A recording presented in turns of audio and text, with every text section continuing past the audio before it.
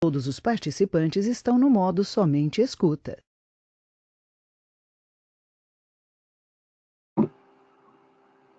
Bom, pessoal, boa noite. A gente vai dar início agora ao nosso webinar. Deixa eu dar uma olhadinha aqui nos participantes. Tá? E aí, na medida em que vocês quiserem, vocês podem ir fazendo as perguntas aí, deixando as perguntas aí, que a gente vai procurando responder. Se vocês puderem, me dar um feedback, se vocês estão conseguindo me ouvir bem, se está tudo direitinho, eu peço que vocês coloquem aí, só para confirmar se está tudo ok. Legal, já tem pessoal aqui respondendo. Legal. Bom, então vamos lá, vamos começar. Eu acho que não é necessário a gente ficar aguardando mais nada. Vamos lá. Bom, boa noite para todo mundo. Meu nome é Wesley. A gente já teve presente aqui no LabGIS em outros momentos. Não sei quantos de vocês já participaram de alguma conversa, de algum webinar comigo. É sempre um prazer, uma alegria estar aqui no LabGIS. O pessoal é sempre muito interessado. Eu gosto muito de compartilhar informação, compartilhar conhecimento. Eu acho que a gente só aprende, só ganha quando faz isso. Então, é sempre uma experiência muito positiva para mim. E eu queria incentivar muito vocês a fazer desse momento um momento de conversa mesmo, um momento de debate, onde vocês coloquem as suas dúvidas, coloquem as suas questões, questionem, critiquem, para que a gente possa fazer desse webinar um momento de aprendizado para todo mundo, né? Que seja bastante interessante para a gente mesmo, para mim e para vocês também, tá? A gente vai falar sobre... Deixa eu fechar essa parte aqui que está um pouquinho... Tá.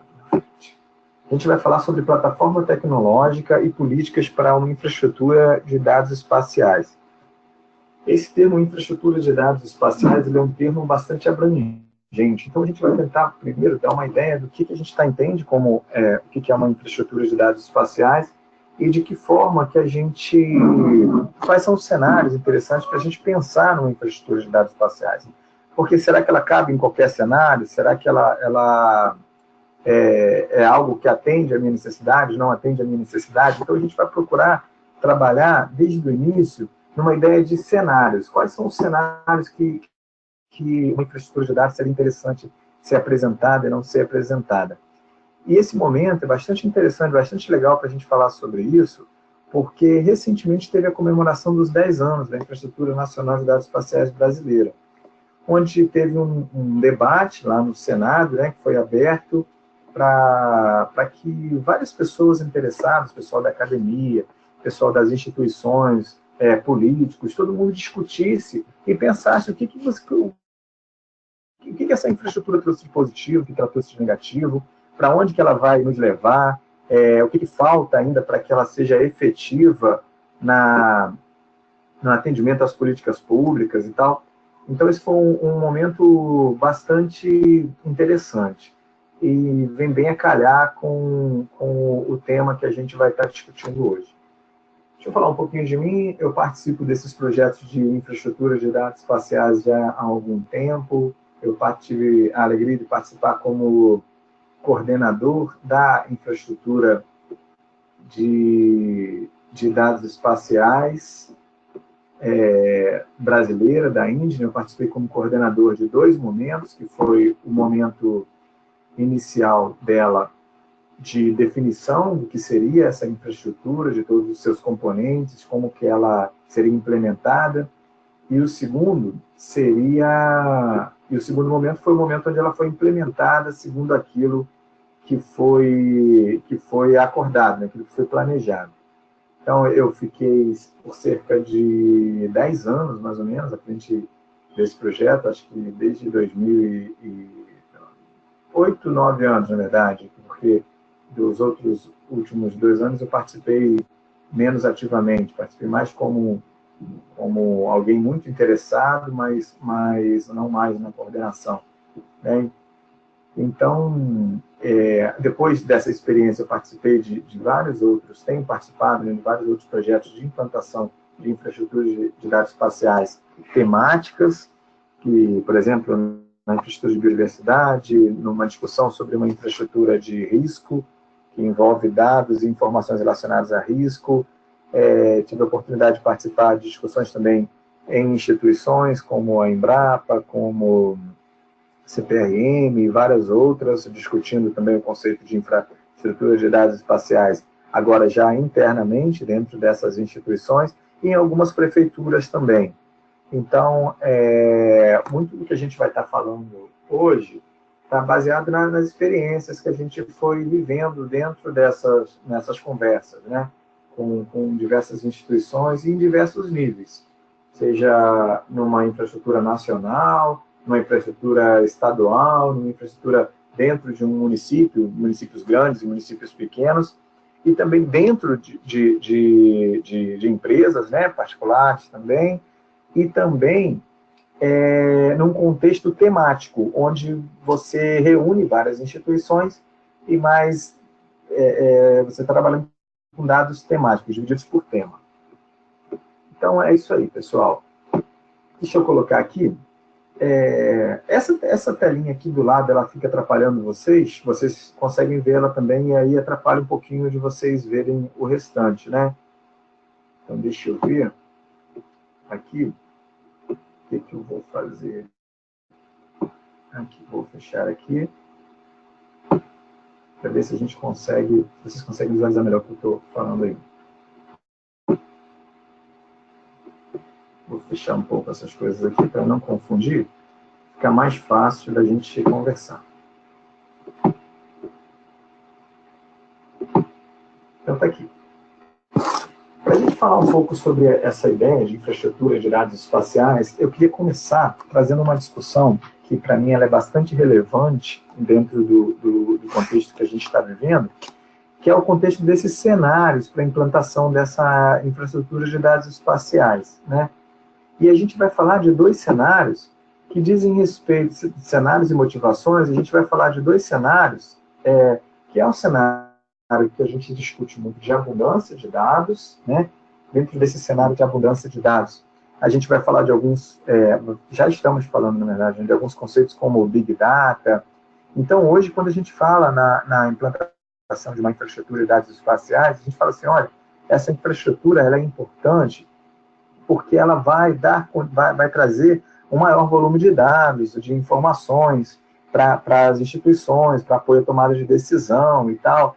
E quando a gente fala isso, pessoal, algumas pessoas que não conhecem bem o conceito, não sabem das dificuldades enfrentadas, elas pegam e ficam assim, poxa, mas como é que você fala sobre a abundância no momento em que hoje a gente tem muito mais informação disponível do que condição de explorar essas informações efetivamente? O nosso momento é um momento de abundância de informação e não de escassez de informação. É isso que muita gente fala. E aí eu vou tentar contextualizar isso numa experiência minha mesmo, e que certamente a maior parte de vocês, ou boa parte de vocês, talvez não a maior parte, mas alguma parte de vocês viveu também, é que na época de escola, na época de colégio, né, lá, a gente tinha duas pessoas que se destacavam dentro da sala de aula. Normalmente, alguns grupos de pessoas se destacavam. Um era o dono da bola na hora do recreio, aquele cara que tinha bola de futebol, era o cara que todo mundo procurava porque ele levava a bola e a gente podia jogar futebol. O outro, que tem mais a ver com o que a gente gostaria de falar, era o dono da Barça. A Barça era para quem, possivelmente, alguns que não conhecem, é uma enciclopédia, né? E especialmente na época de trabalho escolar, eu sou de uma cidade do interior, uma cidade pequena, né? Então, quando a gente ia na biblioteca, sei lá, tinha um trabalho que era escrever um pouco sobre Rui Barbosa, dizer quem ele é, o que ele fez, e tal. E aí a gente corria para a biblioteca. Quando chegava na biblioteca, você tinha um ou dois livros que falavam sobre Rui Barbosa, uma biblioteca de cidade pequena. E esses livros alguém já tinha chegado na frente, já tinha pego esses livros e levado. Então a gente ficava assim, olha, quem é que tem a Barça aí? Quem é da turma que os pais compraram uma enciclopédia e tal, e corria para esse cara. Porque esse era um cenário onde você tinha pouco acesso à informação, efetivamente. E esse cara se tornava um super popular, né? Porque ele é aquele que emprestava a barca para as pessoas poderem fazer o trabalho. Então, eu vivi muito esse momento onde havia uma escassez dessa forma de informação, de acesso aos meios de informação. Você não tinha acesso a muitos meios, você não tinha internet disponível do jeito que você tem hoje, você não tinha a tecnologia trazendo esse mundo de informações que a gente vive hoje, né? Então, o cenário que nós vivemos hoje, se você olhar por essa perspectiva de que antigamente você tinha muito mais dificuldade para ter acesso à informação, ele é um cenário de abundância, efetivamente. Pô, você tem os dados disponíveis, está tudo disponível aí, tá tudo. Você pode chegar lá, pegar, acessar e fazer o que você quiser com eles, teoricamente, né? Então, muita gente questiona esses investimentos em infraestrutura e tal, para acesso à informação e tal, porque vai falar assim, mas o Google já disponibiliza em profusão. Informação outras o Facebook disponibiliza, não sei quem disponibiliza, está disponível na internet e tal. Só que, na verdade, esse ambiente, esse cenário de abundância, ele talvez não seja um cenário tão abundante como a gente imagina quando você precisa de algo mais específico, que atenda a uma necessidade mais específica para apoio à tomada de decisão, por exemplo, e decisão, no nosso caso aqui, decisão sobre o território. E aí eu vou contar um pouquinho da experiência que a gente viveu lá no início da Infraestrutura Nacional de Dados Espaciais, que quando ela foi pensada, a gente imaginava esse cenário de abundância que eu estou comentando para vocês. Olha, nós temos as instituições públicas, essas instituições públicas são encarregadas de uma série de ações, né, para a criação e disseminação de dados, cada um dentro da sua competência. Então, você tem o IBGE, que é importante, que tem uma responsabilidade com os dados estatísticos e também com os dados geoespaciais, de mapeamento do território e tal, que é um trabalho que ele faz, para os censos e tal. Então, o IBGE tem as suas competências e imagina-se que o IBGE tenha dentro dos seus arquivos lá, sejam eles digitais ou onde for lá, uma enormidade de dados e informações que precisam ser disponibilizados. Era isso que era imaginado no momento que a gente estava pensando em infraestrutura de dados espaciais. Então, tem a CPRM, tem o Ministério dos Transportes, todos eles lá têm, a gente imaginava esse cenário de abundância, onde todo mundo tem esses dados e informações dentro das suas instituições, e o que faltava era uma plataforma tecnológica para que esses dados pudessem ser disseminados. Então, no princípio, a gente pensava, olha, a gente precisa construir, o que é essa IDE que a gente precisa aqui no Brasil? A gente precisa de uma plataforma tecnológica que pegue esses dados que existem abundantemente dentro das instituições públicas, dentro do Exército, da DSG, das divisões de levantamento, dentro do IBGE, dentro da Embrapa, dentro do INPE, do Ministério do Meio Ambiente, dentro aqui, cada um das suas subsidiárias lá, o IBAMA e tal. E a gente precisa só mostrar isso para a sociedade, entregar isso para eles de uma forma, no formato que eles consigam pegar e acessar. Essa era a ideia inicial quando se pensava nesse conceito de infraestrutura de dados espaciais. Exatamente, a plataforma tecnológica para disponibilizar isso para todo mundo. Mas, na verdade, o que se observa nesse cenário de abundância é que você tem muitas fontes de dados espalhadas. Ok, está tudo espalhado. Mas não é só assim. Nós temos muitas fontes de dados no nível nacional, espalhadas dentro das instituições. Dentro de cada uma das instituições que eu citei aqui, e das outras também, e possivelmente não, certamente dentro das instituiçõos privadas também, dentro de cada uma delas você também tem muitas fontes. E esses dados estão espalhados dentro dela em diversos lugares. Seja no HD, na máquina local da pessoa, seja no servidor da rede e tal, esses dados estão todos espalhados.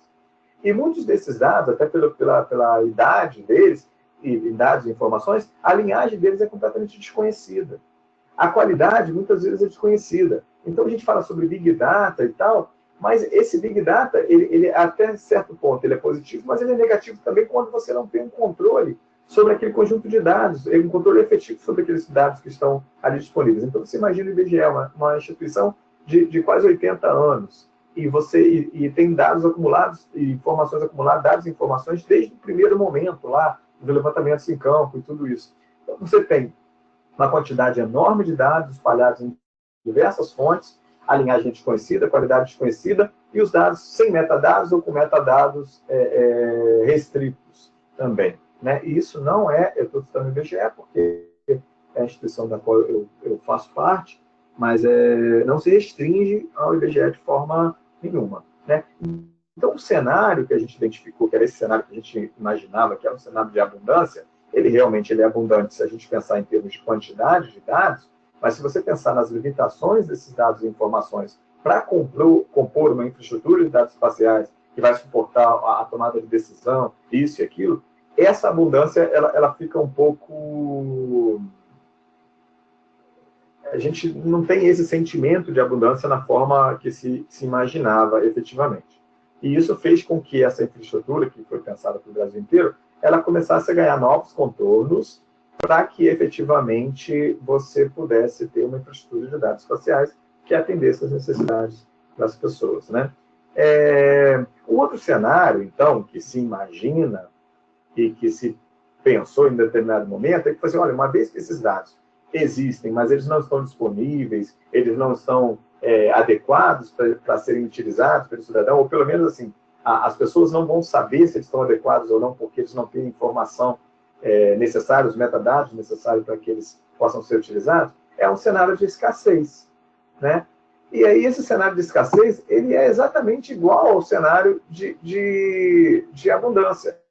Ou seja, por mais que existam as fontes, esses dados estão espalhados, não tem ninguém que tenha uma visão unificada disso, a linhagem deles é completamente desconhecida, a qualidade é desconhecida, por mais que se fale em Big Data, esse Big Data ele só é efetivo se você tiver os meios, os caminhos, as plataformas para que você opere sobre esses dados, e os dados sem metadados também, que não me permitem muitas vezes fazer as coisas porque eles não possuem os metadados adequados para que eu possa falar. Deixa eu ver aqui. Alguém está levantando a mão aí, deixa eu ver se eu acho.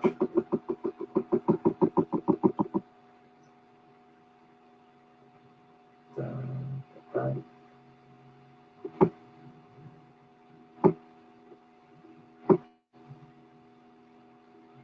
Como é que eu tenho acesso a isso aqui? Vamos lá. Então, aqui tem uma pergunta que depois eu vou discutir essas perguntas mais à frente depois. Alguém está reclamando que o áudio está baixo aí. Tem mais alguém com esse problema de áudio baixo, pessoal? Se tiver, por favor, coloca aqui para a gente ver se a gente consegue fazer alguma coisa. Então tá ok. Tem uma pergunta da Vitória aqui, perguntando o que é essa ideia de Big Data. Big Data a grosso modo, tá? Uma resposta muito simples para a gente falar agora, seria esses grandes volumes de dados. Então, você justamente uma contraposição a esse cenário que eu falei de escassez, que é aquele cenário que eu contei a historinha, de que você antigamente tinha que ir na biblioteca para ter acesso à informação, que estava disponível em 1 ou 2 livros que estavam disponíveis lá. O Big Data é o contrário disso. Você tem um monte de dados trafegando na rede, na internet, muita coisa disponível, e você nem consegue ter acesso, e você tem muito mais dados e informações do que você consegue consumir na verdade. Eu dei o exemplo de alguém que queria fazer um trabalho sobre Rui Barbosa, e aí hoje você vai lá no Google e procura Rui Barbosa, você vai encontrar uma enormidade de dados, uma quantidade enorme de dados, que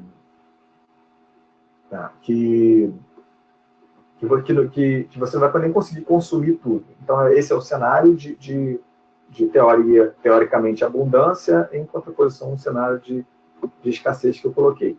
Tem 2 pessoas reclamando do áudio baixo.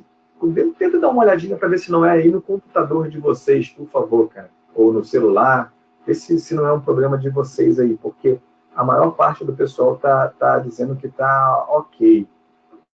Então, se vocês puderem só dar uma olhadinha de vocês aí, por favor. Tá? E se persistir, a gente tenta ver se está tendo algum problema mesmo. Tá? Então, vamos lá. Seguindo aqui, dentro do que a gente está falando, então, o nosso cenário é esse. Tanto naquela ideia de abundância quanto de escassez, é um cenário de muitas fontes de dados, linhagem desconhecida, qualidade desses dados desconhecidas, tem muito dado circulando, mas esses dados não necessariamente estão adequados para que a gente utilize para aquilo que a gente quer. e dados sem metadados, que infelizmente inviabiliza qualquer processo de utilização desses dados, porque você não sabe para que ele pode ser utilizado. Se ele não tem metadados, não está me dizendo o que, que é, qual é a qualidade dele, de que forma que ele foi coletado, como que você chegou àquilo ali, ele vira uma caixa preta e eu fico com medo de saber se eu de utilizar ou não utilizar, porque eu não sei se ele está adequado à minha necessidade. E aí, nesse contexto, é legal eu sempre gosto de colocar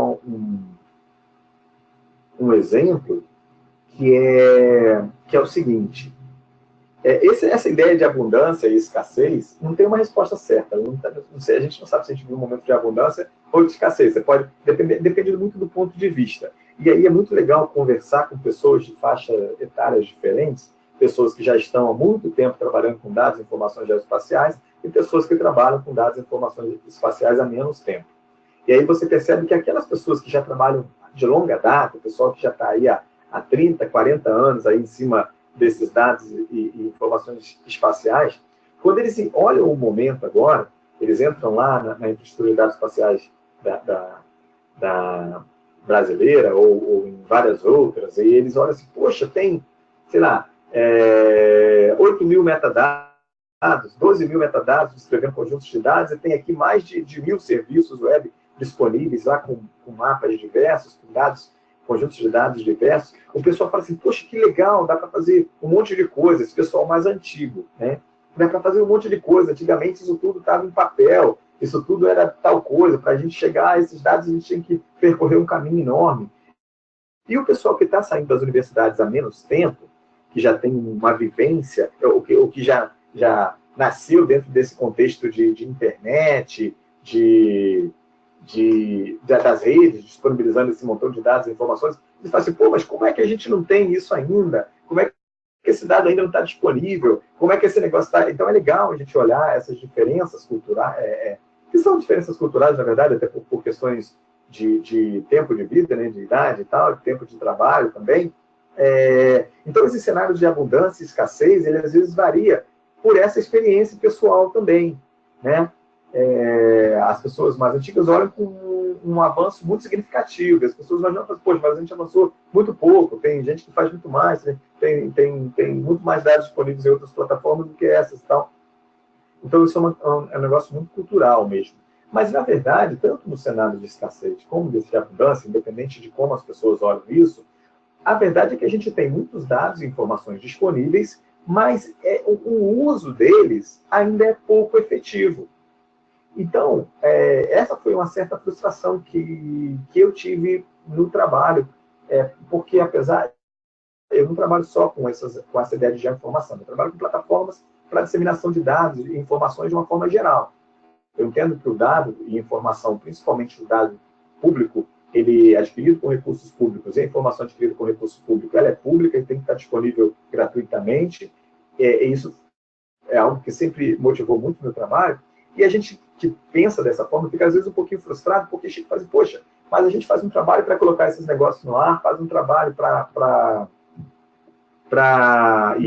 faz um trabalho com tecnologia, que é a minha área de formação inicial, para permitir que esses dados sejam acessados, sejam disponibilizados, possam ser utilizados pela população de uma forma geral, mas a gente vê o uso, na hora de verificar o uso, avaliar o uso desses dados e informações, a gente vê que você tem um pouco uso, você não tem um uso...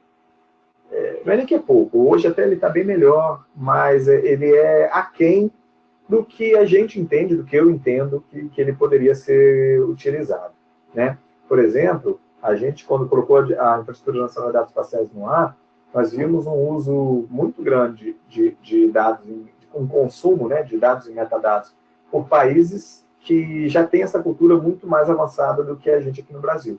E isso fala, pô, mas a gente não está fazendo uma infraestrutura para fora, a gente está fazendo uma infraestrutura para o nosso povo, para aquele pessoal que eles vão utilizar. E isso não só na Infraestrutura Nacional de Dados Espaciais, em outras infraestruturas também, né? A gente via um consumo muito maior por outros países, e dentro do Brasil mesmo, nós vimos um consumo muito maior por pesquisadores, por pessoal que estava nas universidades, e um consumo menor por parte da sociedade.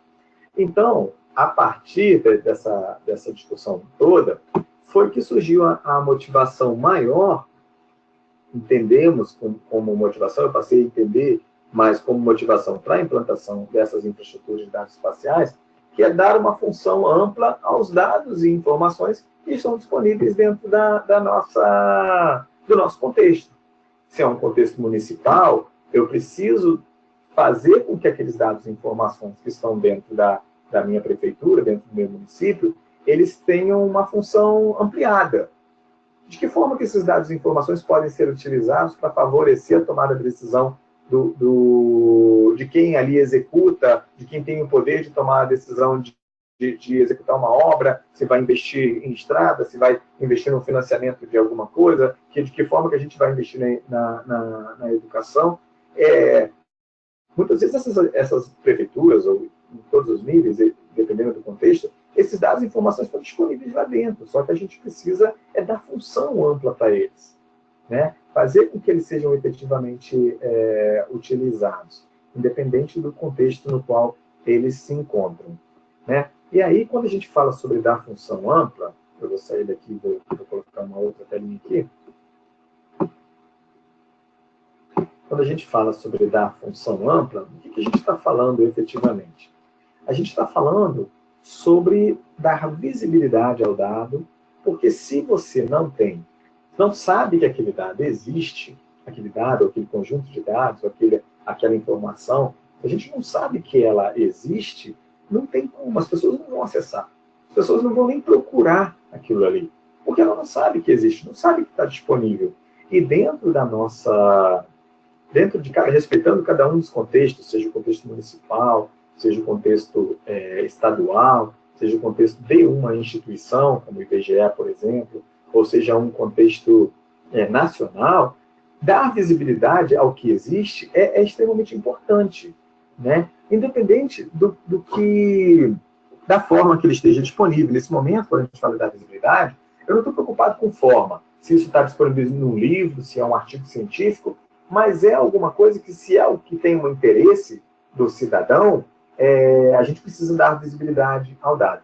E aí eu sempre conto, quando eu falo de dar visibilidade, eu sempre conto uma história, um trechinho de um evento que aconteceu com a gente, que foi bastante significativo para mim, me ajudou a entender melhor essa questão, que quando nós estávamos pensando essa infraestrutura nacional de dados espaciais, uma discussão que houve foi sobre o que a gente publica nela. O que a gente vai dar visibilidade? O que a gente vai falar que tem de disponível? E aí, você começa a ter as pessoas falando sobre os seus próprios anseios, né? Você tem ali as pessoas, elas se reúnem e falam assim, eu gostaria de saber quais são os datasets lá que eu poderia acessar para compor os meus mapas, para fazer isso e aquilo. Aí você vê o outro lá, que era do Ministério X, ele fala assim, eu gostaria de saber os dados dos programas do governo. Eu gostaria de saber isso. E, na verdade, assim, o que a gente tem que dar visibilidade? Tudo aquilo que você acha que tem público para aquilo.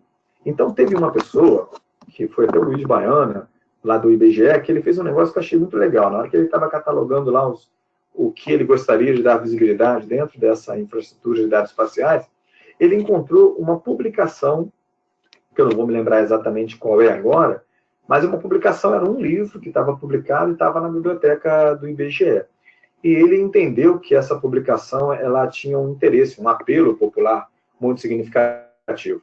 Ele falou assim, isso aqui as pessoas precisam disso, as pessoas precisam saber disso aqui, que esse negócio existe e que esse negócio está na biblioteca do IBGE. Então, olha só, a gente está falando de plataforma tecnológica e a gente está falando sobre que essa plataforma tecnológica ela tem como motivação, objetivo principal, justificativa, dar função ampla aos dados. E faz parte dessa função ampla aos dados dar visibilidade. Então ele pegou e falou assim, cara, esse livro aqui, ele precisa ser útil, ele precisa ter função. Ele está na biblioteca do IBGE, ele não vai ser acessado através da internet, ninguém vai chegar lá e vai baixar, mas ele entendeu que as pessoas precisavam saber que aquele negócio existia e que estava lá. E ele foi e documentou isso, ele catalogou aquilo como um dado, uma informação, na verdade, que ele tratando de um livro, né, que estaria que teria necessidade de ser divulgado. Então, quando a gente fala de dar visibilidade, a gente tem que ter em mente o público, o nosso público, e o que ele gostaria de receber, de saber que existe. Né? Então, isso foi um ponto bastante importante, porque quando a gente falava sobre isso, o que a gente estava pensando no início também? Voltando à nossa aquela ideia tecnológica lá e tal. Pô, a gente precisa de ter os serviços web, as camadas, os layers lá disponíveis para que as pessoas possam começar a combinar aquilo ali, construir seus próprios mapas e tal. E a gente percebeu que vai muito além disso. Dar visibilidade significa dar visibilidade a tudo aquilo que tem procura, tudo aquilo que tem necessidade de ser consultado, consumido. Né? E aí tem uma expressão de um professor, um pesquisador chamado Cameron Neylon, que ele fala que uma infraestrutura, ela reestrutura os recursos disponíveis para criar a situação de abundância. Então, quando a gente estava falando de abundância lá, naquele cenário lá de abundância, na verdade, o que a gente está querendo aqui é dar uma abundância de verdade. Eu vou disponibilizar os dados, mas eu vou contextualizar esses dados, vou dar visibilidade a esses dados, dar conhecimento sobre eles. Conhecimento, a gente está falando que as pessoas saibam qual é a linhagem, de que forma que ele foi adquirido, qual é a qualidade dele, para que ele pode ser utilizado, para que ele não pode ser utilizado, e a partir disso, possibilitar o acesso à exploração desse cara. E isso vai gerar a abundância que nós queremos, que é a abundância que vai permitir que esse dado seja efetivamente utilizado, acessado, utilizado para apoio à tomada de decisão e exercício da cidadania no cidadão, para o cidadão, né? Então, isso é algo bastante significativo para a gente. Quando a gente fala de dar visibilidade, é informar o dado que existe, independente de quem o produz. Dar a possibilidade, a partir de uma plataforma tecnológica, às pessoas, seja dentro de uma instituição ou o cidadão comum, poder chegar, acessar o dado sem precisar saber que aquele dado foi responsabilidade do IBGE, ele é de responsabilidade da CPRM. A pessoa precisa conseguir chegar em algum lugar, buscar aquele dado, buscar aquela informação e encontrar, independente de quem é o seu produtor. Além disso, também é interessante informar os investimentos para aquisição de dados e informações. E isso agora mais voltado até para instituições públicas. Por exemplo, muitas vezes, uma determinada área do governo federal faz aquisição de imagem de satélite, ou faz ou está fazendo um trabalho de levantamento em campo para adquirir determinados dados, determinados conjuntos de dados lá. Seria muito interessante que dentro de uma infraestrutura de dados espaciais fosse possível uma instituição, agora estou falando do nível nacional, né, ela identificasse que outra instituição está fazendo aquele trabalho para aquisição de dados, para que ao invés dela fazer o mesmo trabalho, ela juntasse os esforços dela com aquele lá e economizasse o recurso público e pudesse ter acesso àqueles dados e informações sem precisar fazer um novo investimento. Né? Dar conhecimento sobre o dado uma vez que eu sei que aquele dado e aquela informação existem, qual é a qualidade dela? Para que eu posso utilizar? Eu posso utilizar para fazer uma medição de área? Para que eu posso utilizar aquele negócio ali efetivamente? Informar a linhagem, de que forma que ele foi adquirido, qual foi o caminho percorrido para chegar àquele dado ou informação, né? E a partir disso, permitir, quando é possível, o acesso e exploração daquele negócio, através de URLs persistentes para acesso, que o cara vai acessar, e amanhã essa URL vai estar lá de novo, ele vai garantir que aquele dado está lá, para que você não precise replicar aquele dado ali, principalmente se é um dado ou uma informação que tem uma atualização constante. Se você eu não quero que você chegue lá e baixe aquele negócio e amanhã o dado já está atualizado para você. Eu quero ter uma URL persistente que todo dia que você quiser chamar aquela URL, aquele endereço, você vai chamar e eu vou te entregar um conjunto de dados e informações atualizados segundo a tua necessidade de uso. Dados em formatos abertos, não adianta eu disponibilizar só PDF, não adianta eu disponibilizar um dado num formato fechado, por exemplo, sei lá, uma imagem que não te permite fazer grandes coisas com ela, que é formatos abertos, que a pessoa possa pegar aquilo e possa reutilizar, juntar aos seus próprios dados e fazer outras coisas. E acesso padronizado, para que possa ser feito direto por máquina e não somente um acesso por pessoas. Quando nós falamos sobre isso aí, um aspecto muito importante dessas infraestruturas de dados espaciais é o conceito de metadados, que a gente já falou. A partir dos metadados, é que a gente vai dentro do catálogo de metadados, é que a gente vai ter visibilidade do dado. No catálogo de metadados é que ele vai informar, vai dar conhecimento sobre o dado, vai me falar sobre para que ele serve, para que ele não serve, para que eu posso utilizar, para que eu não posso utilizar, de que forma que ele foi adquirido. E ele vai me dar as possibilidades de acesso à exploração. De qualquer forma que o dado estiver disponível. Por exemplo, se for um serviço web que está disponível no GeoServer, ou no MapServer, ou no ArcGIS Server, ele vai me dar um link para eu chegar lá e consumir aquele dado, consumir aquele serviço. Se for um arquivo shape, ele vai me dar o endereço do shape, o URL do shape, para eu baixar esse shape. Se for, por exemplo, no caso daquela publicação lá do IBGE que eu falei, vai ser o endereço da biblioteca do IBGE dizendo que você precisa ir lá e baixar lá o dado da biblioteca do IBGE, né? Então, independente do contexto, essa possibilitar o acesso à exploração, isso, é informar de que forma que eu posso ter acesso àquele conjunto de dados ou àquela informação. E aí tem um processo simplificado para implementar uma infraestrutura de dados espaciais baseado nesses itens, que é visibilidade, conhecimento e acesso. Que é necessário que isso seja visto no momento de implementação de uma infraestrutura de dados espaciais. Deixa eu dar mais uma olhada aqui nos comentários de vocês, como é que tá. Tá. Então, ok, não tem nada novo. Então, vamos lá. Continuando aqui. Na nossa infraestrutura aqui. Então, saindo daqui, essa parte do cenário a gente já viu. Dentro desse cenário, então, uma vez que a gente falou aqui sobre dar função ampla aos dados, que passa a ser a nossa motivação principal numa infraestrutura de dados espaciais, a gente precisa agora falar um pouquinho das políticas também, né? Mas isso a gente consegue só com plataforma tecnológica? Não, de forma nenhuma. Em todo esse árvore, em todo esse arranjo que a gente tem aqui, que eu vou fechar para não confundir, em todo esse arranjo que a gente tem aqui, as políticas perpassam tudo isso. Eu não coloquei um item específico política, porque política está em tudo isso. Por exemplo, se a gente vai pensar numa infraestrutura de dados espaciais, e a gente quer que as pessoas possam combinar os dados e informações de forma a criar seus próprios produtos, a apoiar a tomada de decisão e a favorecer o exercício da cidadania, a gente tem que pensar em quais são os sistemas de referência que eu vou adotar. E aí a gente já tem os padrões brasileiros, já tem a ideia do que é o objetivo, a perspectiva do Brasil para o sistema de referência, mas isso precisa ser acordado dentro dessas infraestruturas, né, que estão sendo pensadas. Isso faz parte daquele processo lá, daquelas setinhas que vocês viram agora na transparência lá, no slide lá, de construção de uma infraestrutura de dados espaciais. Essa parte de definir as políticas. Qualidade do dado, entram todos os dados, o que eu preciso informar sobre qualidade, classificação, de que forma esses dados vão estar classificados, porque a gente observa que na medida em que o volume de dados vai crescendo também, começa a ficar muito difícil de você encontrar os dados que você quer, encontrar as informações que você quer. Então você precisa ter um trabalho de classificação. Escala, esse dado é interessante em qualquer escala, eu preciso vou trabalhar com escalas específicas, o que eu quero, o que eu não quero. Um dicionário, né? Uma ideia de tesauros também que me favoreça encontrar os dados, que me favoreça ter uma ideia do que eu tenho ali disponível.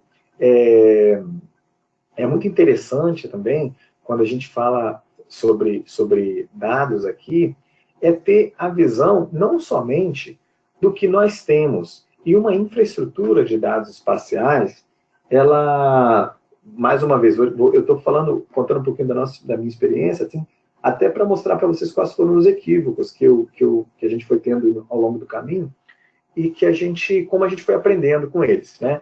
A ideia da infraestrutura era muito de dar visibilidade, de dar conhecimento do que nós temos, né?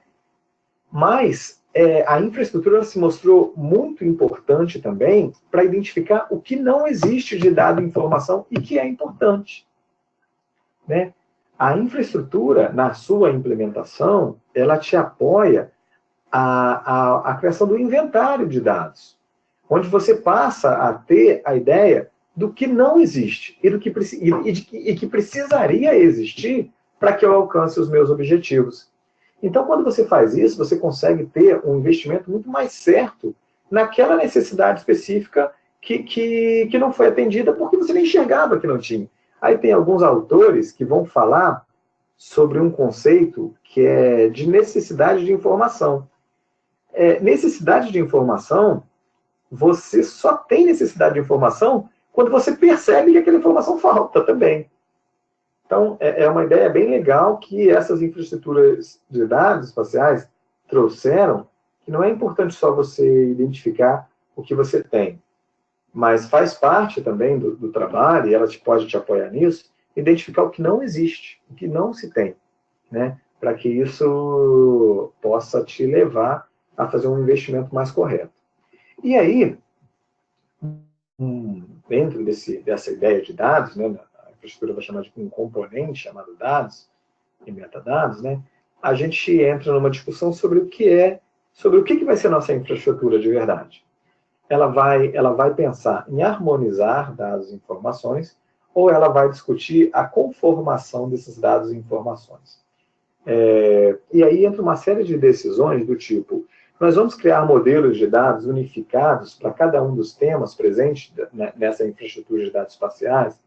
E aí existe um conceito bastante interessante de modelos de dados, né? Existe, por exemplo, uma estrutura de dados chamada EDGV, que provavelmente vocês já ouviram falar, que é a estrutura de dados espaciais vetoriais, que ela vai definir quais são os atributos para cada um daqueles tipos de dado. Então, ela vai chegar lá numa escala municipal, uma escala bem pequena, e vai falar assim, vou pegar um elemento aqui qualquer, tá? Eu gosto muito de usar esse, porque para mim foi muito curioso ver que tinha isso na EDGV, coreto de praça.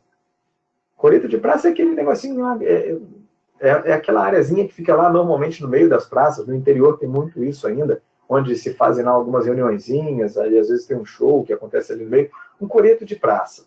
Então, para efeito de comparação vamos imaginar que alguém quisesse fazer um concurso sobre o maior coreto de praça, ou a cidade que tem mais conjuntos de praça no Brasil, coretos de praça. Para você comparar um coreto de praça com o outro, seria muito interessante que ele tivesse os mesmos atributos. O que são atributos? Um coreto de praça, por exemplo, atributos de um coreto de praça seriam altura, largura, se ele tem tomada, se não tem tomada. Seria muito interessante se todos os objetos mapeados num determinado contexto, eles tivessem os mesmos atributos.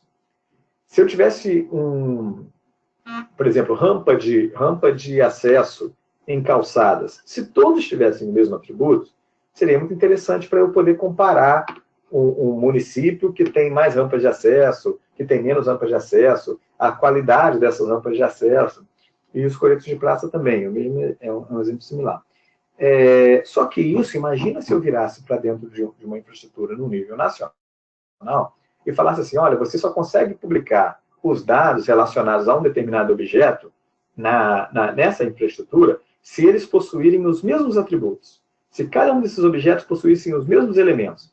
Ou seja, todas as prefeituras, todos os estados, todas as instituições teriam que conformar os seus bancos de dados, os seus elementos, cada um desses elementos, dentro de um conjunto de atributos comum para poder publicar isso.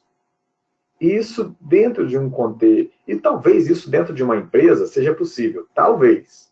Dentro de uma empresa seja possível, ou você está começando a construir os seus bancos de dados a partir dos diversos padrões que já existem, tudo bem. Mas em instituições que já existem há muitos anos, onde existem uma enormidade de dados, você pedir que as pessoas conformem os seus dados a um determinado padrão, a um determinado modelo, para que ele possa publicar, isso é um problema muito grave.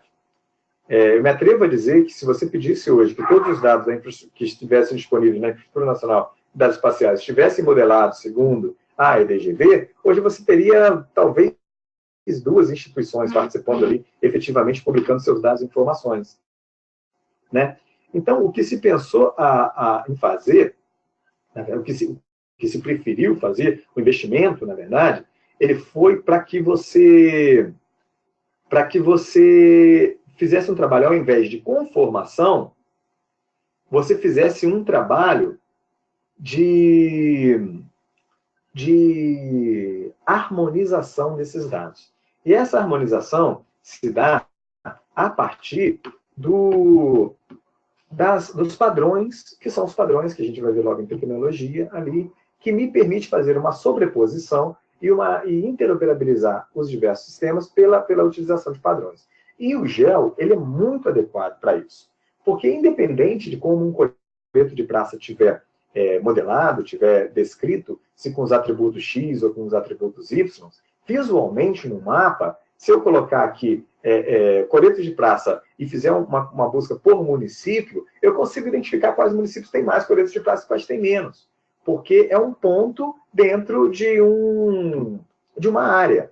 Né? São pontos dentro de áreas e eu consigo fazer cálculo com isso. Então, o GEL ele é muito adequado, e uma infraestrutura de dados espaciais ela é muito adequada para fazer essa harmonização de dados. E eu sempre trabalhei muito com o conceito de integração de dados, interoperabilidade entre sistemas, isso antes de estar mais envolvido com essa área GEL, e isso é uma dificuldade enorme. Criar esses modelos globais, esses modelos que vão ser utilizados por várias instituições, ele é muito difícil.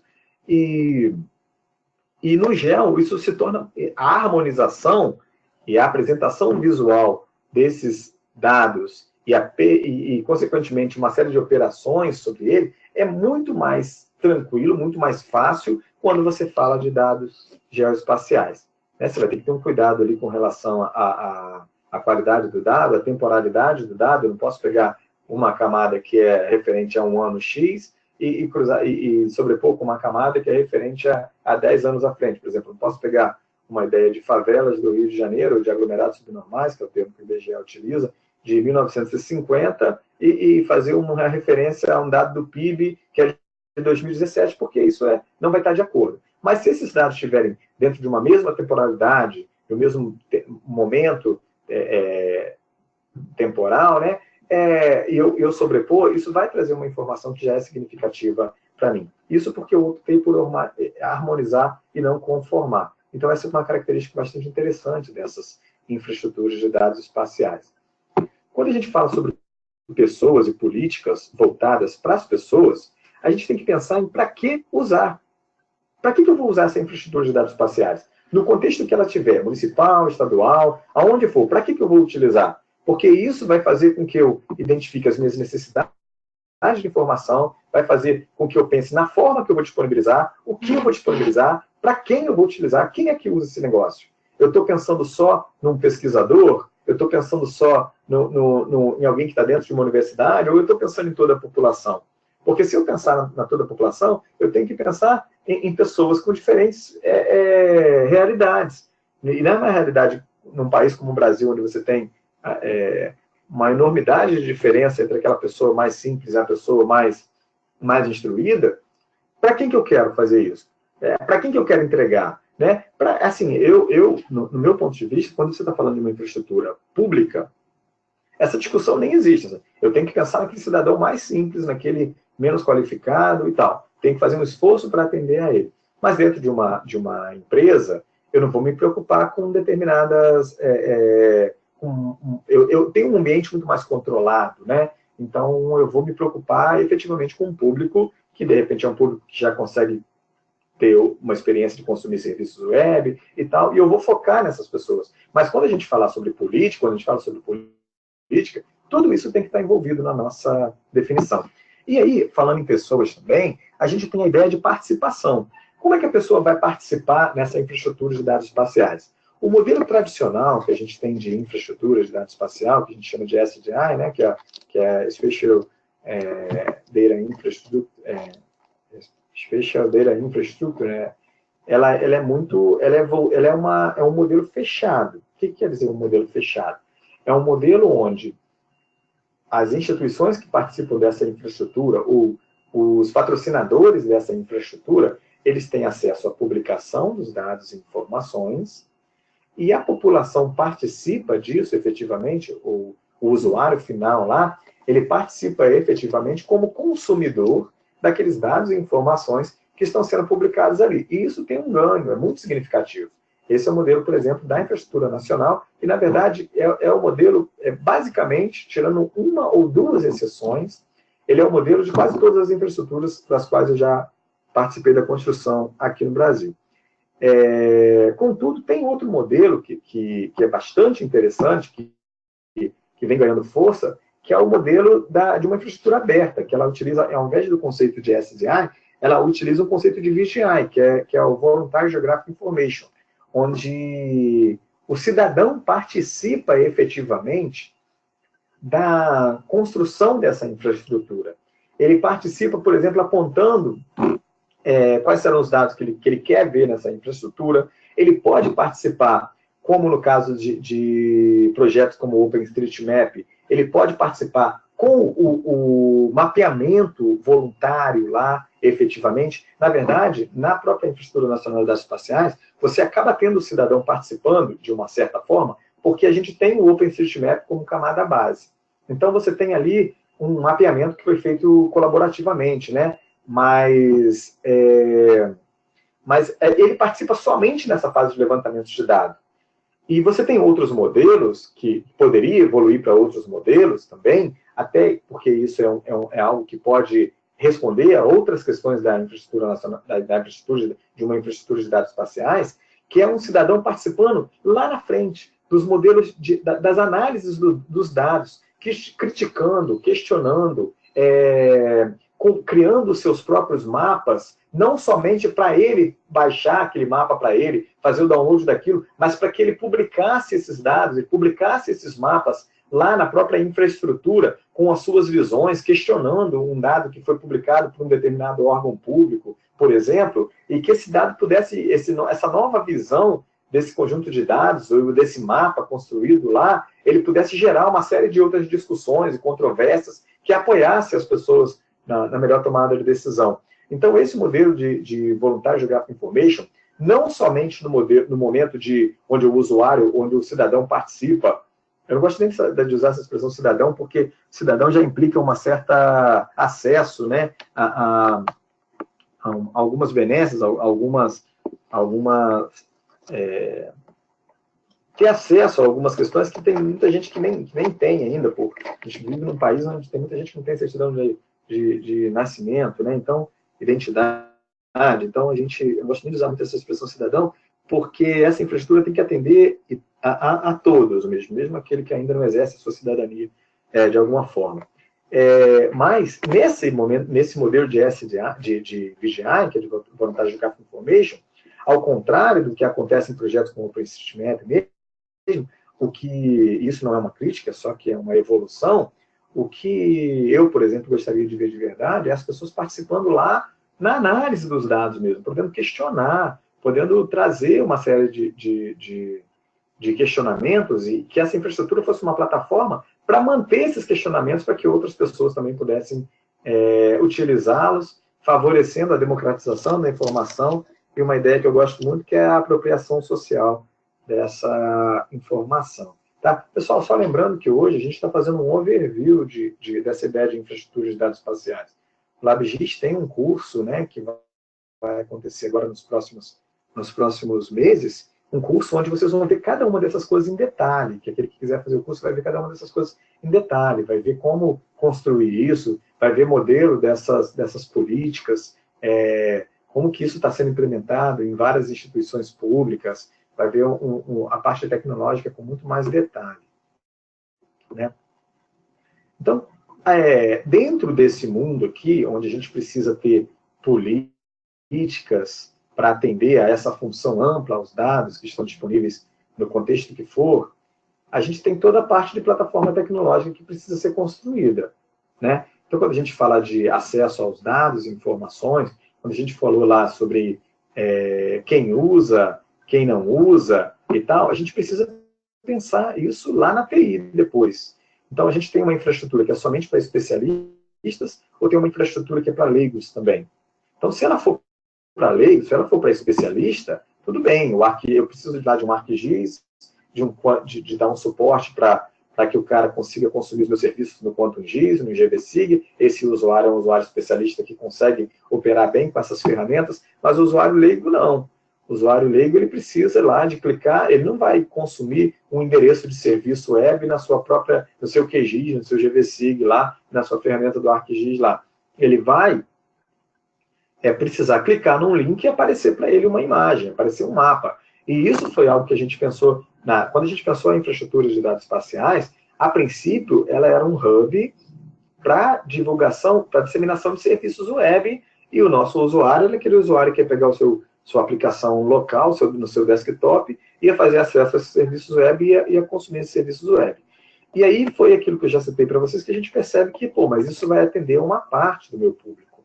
Eu preciso atender um público leigo também, que tenha um linkzinho, onde ele vai clicar naquele link e vai aparecer um mapa na frente dele, que vai mostrar aquela informação de uma forma que ele possa consumi-la melhor. Então, isso faz parte da nossa política, definir quem é o nosso usuário, para quem a gente está implementando, e aí isso tem que se refletir lá na TI. O que eu vou implementar para atender a essa pessoa?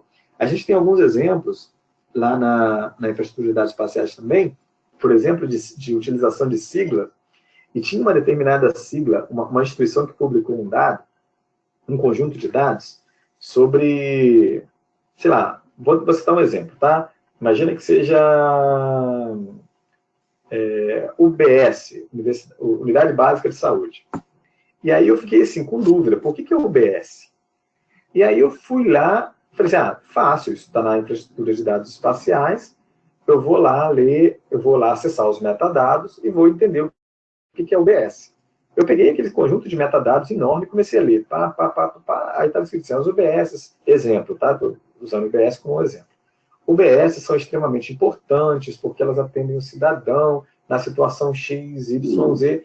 Aí eu fui lendo aquilo tudo, eu cheguei no final e não sabia que era UBS, porque não estava escrito em lugar nenhum. Então, faz parte do trabalho de quem está pensando uma infraestrutura de dados espaciais e quem vai utilizar a tecnologia para fazer isso, saber quem é o seu público-alvo, pô. E que, de repente, essas siglas, é um exemplo só, a utilização de siglas, se aplica a várias outras coisas, ela não é comum a todos as pessoas que vão estar utilizando essa infraestrutura. Tá? Então, a gente falou lá, essas políticas precisam refletir na tecnologia. Quando diz respeito a quem vai usar, as pessoas, eu preciso pensar nesses públicos aqui, leigos especialistas, de acordo com a minha necessidade. Para atender esse público especialista, um conceito que é extremamente importante dentro dessas infraestruturas de dados espaciais é que esses dados estejam disponíveis via serviços web, que aí a gente vai atender aquelas questões que foram pontuadas lá naquela apresentação que eu mostrei para vocês, que é o dado com URLs persistentes, um dado sempre atualizado. Eu não quero chegar lá e baixar o shape, porque se eu baixo o shape, por exemplo, sei lá, vamos imaginar um dado aqui, que seja um dado que ele tenha uma atualização com alguma frequência. Sei lá, agora eu estou muito pouco criativo, mas um dado de nuvens, por exemplo, tá? Que ele é atualizado, imagina que ele seja atualizado de 2 em 2 horas. Se eu chegar lá e baixar um shape, incidência de nuvem, eu chego lá e baixar um shape, eu tenho dado aqui que 2 horas depois vai estar desatualizado. Então, os serviços web, eles vão permitir eu fazer uma leitura das minhas bases de dados e publicar aqueles dados como se fosse um fluxo quase que constante, dependendo da política de atualização. Quase que constante, onde eu posso consumir esses dados através de URLs persistentes. Para isso, eu tenho uma série de aplicações, que são o próprio ArcGIS Server, o GeoServer, o MapServer, que vão fazer essa publicação. Esses dados, independe, aqui a gente tem o ArcGIS, que é uma ferramenta proprietária, o GeoServer e o MapServer, que são ferramentas livres, e não importa se ela é proprietária ou se é livre. O que é importante dentro de uma infraestrutura, isso vai ficar de acordo com o gosto de cada cliente, né? Mas é que esses dados estejam baseados em padrões, e sempre que possível em padrões internacionais. No caso, a gente tem o Open Geo Consortium, que é um consórcio com as maiores empresas do mundo, de geotecnologias, que definem padrões para o mundo inteiro. Então, aqui temos exemplos de padrões CSW, que é utilizado para intercâmbio de metadados, WMS, WFS. Então, esses serviços, eles vão fazer a leitura, essas aplicações vão fazer a leitura dos meus bancos de dados, dos meus servidores de arquivo, e vão publicar isso de uma forma que as pessoas possam utilizá-las lá, conhecendo seus padrões através de URLs persistentes, para que essa infraestrutura seja efetiva. Mais uma vez, o cara não quer chegar lá e baixar um arquivo e ter que voltar daqui a todas as vezes que esse dado for atualizado. Ele quer ter acesso a um serviço que vai manter. E isso vai fazer com que cada instituição, cada área, cada pessoa, cada necessitado de dada informação, ele não precisa se preocupar em ficar criando suas bases de dados locais. Pelo contrário, ele vai conhecer essas fontes de dados e vai fazer acesso e vai se preocupar somente com aquilo que é da sua instituição, que é da sua competência, efetivamente. É claro que isso envolve uma série de políticas, não só tecnologia para disseminar, mas quem está lá na ponta tem que ter um compromisso de manter esses dados no ar, tem que ter um compromisso de informar qual é essa política de atualização, tem que ter um compromisso de não chegar, acordar de manhã e falar assim, esse endereço aqui, essa URL não está legal, vou mudar. Eu me lembro que a gente tinha dentro de uma instituição que participava da INDE, alguém modificou uma pessoa que era responsável por uma determinada área da instituição pública lá, e ele chegou e falou assim, essas URLs não estão legais, eu não gostei de abc.gel.ch, eu queria botar abc.gel.cx, e ele foi lá e fez essa mudança. E aí, assim, aí tinha um montão de gente que utilizava aqueles dados e informações que pararam de ter acesso, porque o cara mudou H por X. Né? Então, isso implica numa série de políticas, de informações, outras, e compromissos outros, que fazem muita diferença. Porque agora eu não estou mais trabalhando sozinho, estou trabalhando em comunidade, estou trabalhando junto com um monte de outras pessoas, e esses dados estão sendo utilizados por várias e várias outras pessoas, e eu preciso ter um compromisso diferente com eles. Faz parte da nossa política, que vai apoiar as nossas definições de tecnologia.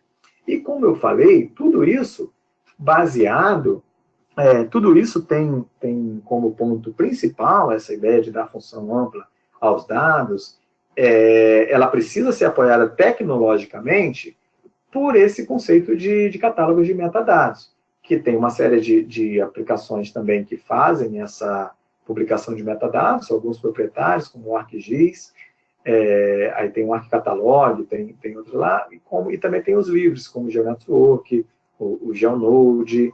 E o importante, mais uma vez, não é a plataforma, a tecnologia em si, se ela é livre ou se ela é proprietária. O importante é que eles falem nos padrões OGC, no caso para metadados é o CSW, e que eles implementem a descrição desses metadados em padrões, em um padrão que esteja de acordo com o proposto para a infraestrutura onde se pretende participar, né, ou se pretende criar. No caso brasileiro, o padrão utilizado na infraestrutura nacional é o ISO 19115, com um perfil brasileiro que é o MGB, Perfil de Metadados Geoespaciais do Brasil. Tá? Então, pessoal, resumidamente, o que eu queria mostrar para vocês era isso aí. Tá? O que eu queria mostrar para vocês é isso aí, até porque a gente tem uma aula que começa daqui a pouquinho e a gente não vai poder se estender muito, e o pessoal do LabGIS já está me lembrando aqui, já que daqui a pouquinho começa essa aula. Então, a ideia era fazer dar uma visão geral do que é esse conceito de infraestrutura de dados espaciais, que ele não se resume à tecnologia, que ele tem um componente muito importante que é a política. Nós tivemos algumas dificuldades quando nós pensamos somente em tecnologia para ele, e achamos que tinha uma série de situações que já estavam resolvidas, que a gente identificou depois que elas não estão resolvidas, né? E tem um componente extremamente importante aqui, que é uma capacitação também, para que as pessoas possam utilizar isso. Eu vou dar uma olhadinha nas perguntas agora, vou ver se a gente consegue estender um pouquinho a conversa respondendo algumas perguntas. Tem bastante pergunta, gente, então tem bastante comentário e tal, então pode ser que eu não consiga responder todas agora, o pessoal do LabGIS depois vai passar para mim, e aí a gente vai procurando responder pessoalmente. Tem uma aqui que é: se os certificados serão enviados por e-mail, normalmente sim. Isso aí provavelmente será enviado por vocês por e-mail, mas aí o Gabriel pode responder melhor do que eu. Tá? Tem outra aqui que é: como o consumo dos serviços e publicações do IBGE, como pode ser consumido os serviços do IBGE? O IBGE, ele faz parte da Infraestrutura Nacional de Dados Espaciais, ele aderiu à Infraestrutura Nacional de Dados Espaciais, né? Então, você tem um catálogo de metadados da INDE, que é que está disponível em www.metadados.indeind.gov.br. Então, eu acho que é isso mesmo. Vou escrever aqui nesse... Deixa eu ver aqui. Tem um chat aqui que eu posso falar com todos, não tem?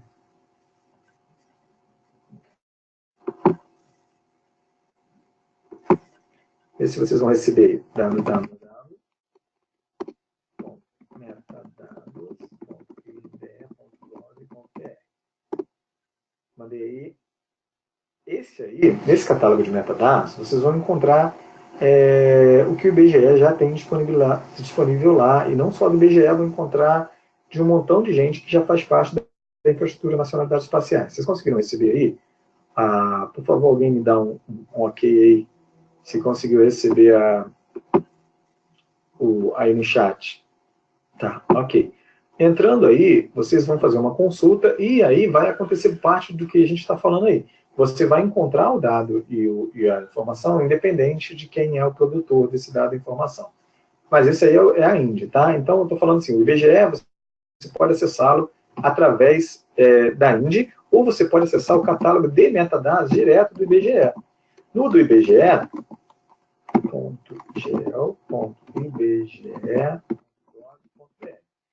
do IBGE, você só vai ter acesso aos dados e metadados do IBGE.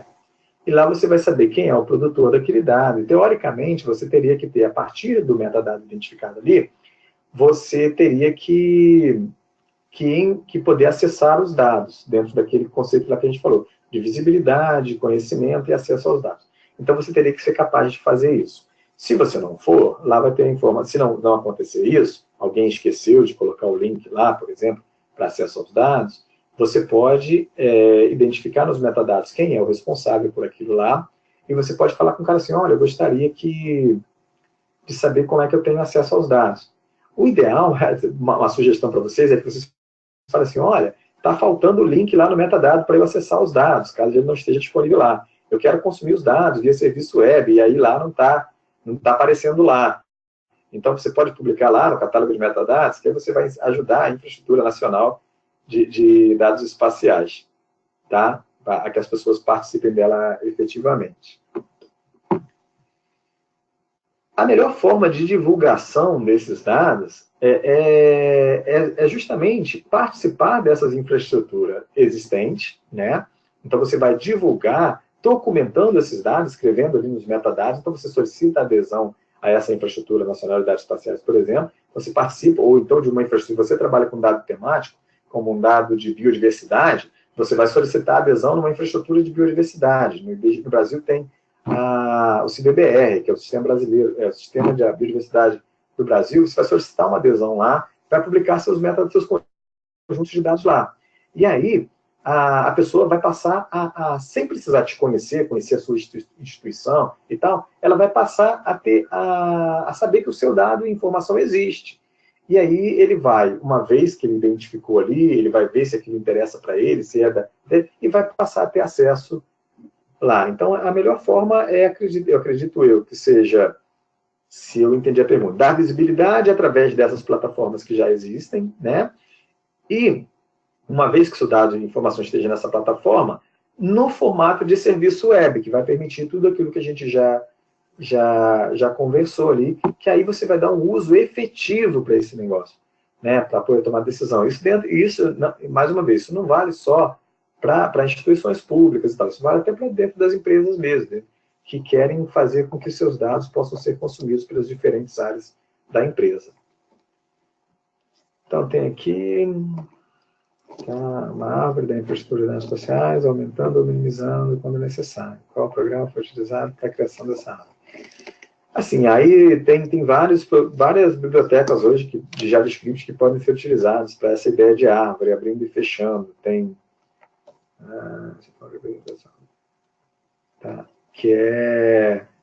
Esse aqui é um mind map chamado Coogly, Coggler, e tem outras também. Depois eu posso passar isso para vocês, vai ficar com o meu e-mail aí no final. Deixa eu pegar aqui e colocar o meu e-mail para vocês. para que vocês possam ficar com o e-mail aí no final, e se quiserem entrar em contato comigo para mais perguntas, eu respondo aí para vocês. Eu vou encerrando por aqui, porque a gente tem que terminar. Tem uma pergunta aqui que é bastante interessante para a gente, que a LabGIS oferece esse curso à distância? Tem interesse no EAD? O curso é à distância, sim, pessoal. A gente vai ter 2 módulos de infraestrutura e dados espaciais, que deve acontecer agora no próximo mês, se eu não me engano. Maio ou junho, não tenho certeza, acredito que já seja maio. Já. E a gente vai... E esse curso é à distância, e no curso vai ser discutido toda essa montagem de infraestrutura de dados espaciais nos detalhes, né? Desde a implementação das ferramentas, como é que a gente implementa a ferramenta, bancos de dados, GeoServer, GeoNetwork, vai falar um pouquinho sobre as proprietárias também, detalhar bastante o consumo desses dados, é isso aí. Então, pessoal, eu espero ter atendido a expectativa de vocês, tá? Se tiver mais alguma dúvida, mais alguma questão, vocês podem me mandar por e-mail. Aquelas que eu não respondi, que estão aqui, o pessoal do LabGIS certamente vai compartilhar isso comigo, e eu vou responder para vocês. Agradeço muito a participação de vocês, tá? E espero que tenha atendido. Um grande abraço, e a gente vai finalizando o nosso webinar. Meu e-mail está aqui embaixo. Fiquem à vontade para entrar em contato, tá? Obrigado e um abraço a todos aí.